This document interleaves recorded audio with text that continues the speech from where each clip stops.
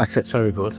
So if I'm selling plot 7-7, for example, I can press 7-7T, should I say, see a much closer version of it. So then if they want to have a look at the floor plan, they can see the floor plan as well. So you've got everything really at your fingertips. Yeah.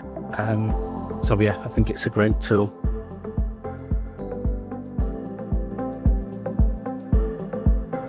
We'll have a quick look at the interactive site plan. One of the more powerful tools, Vantage system, so you can see everything from above in 3D.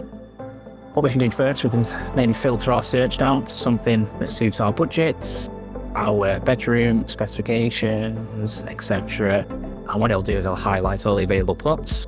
So we might have a look at plot 17, might guide us through, and we can compare that against plot 19.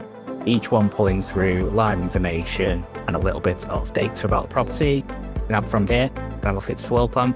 You can see its ground floor, its first floor, and all the sizes of each of the bedrooms.